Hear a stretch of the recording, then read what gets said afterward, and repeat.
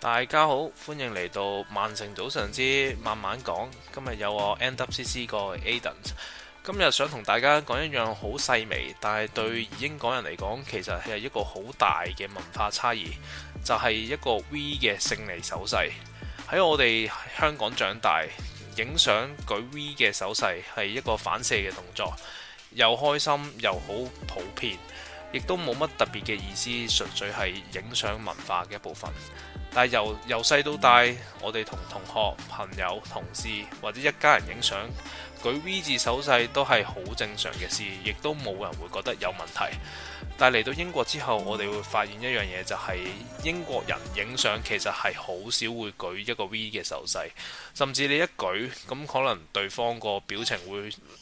有啲好怪，表現得好怪啦，或者氣氛會突然靜咗。呢個時候唔係你做錯咗啲乜，而係大家對一個手勢理解唔同咁解啫。其實喺英國 V 嘅手勢就有其他嘅意思，就係亦都要睇翻你嗰個手勢個方向。如果兩隻手指向上，但係個手心向住自己，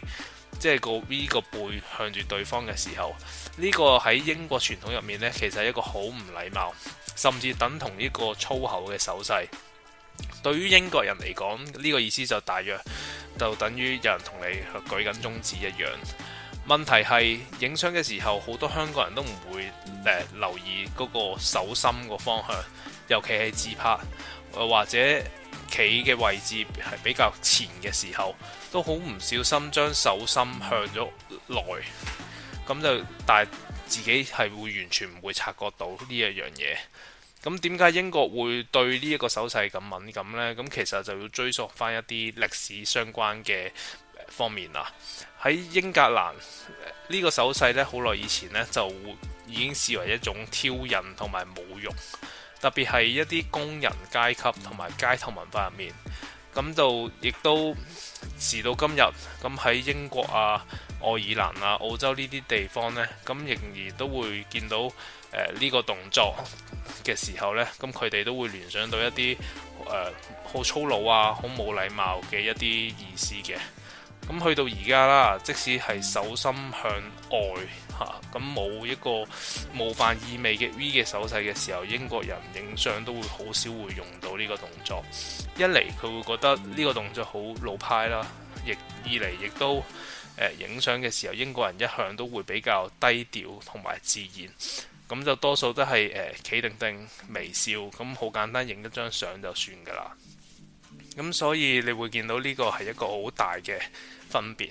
咁喺香港，咁我哋就會習慣就越生動越好啦，有時亦都會舉下 V 嘅手勢啦。咁但喺英國呢，咁就係會偏向越自然就越好。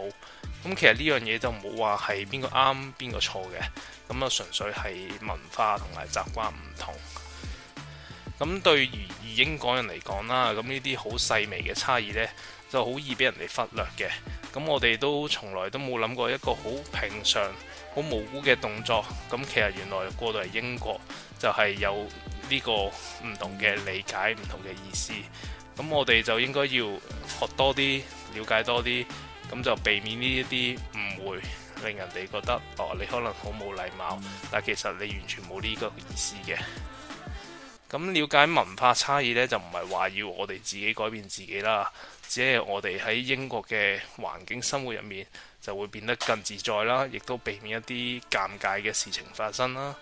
咁當你明白到英國人唔用 V 嘅手勢嘅時候，你就會明白同埋了解英國嘅文化其實唔難，我哋可以就從日常細微嘅事情開始做起啦。咁我今日分享係咁多，下次見，拜拜。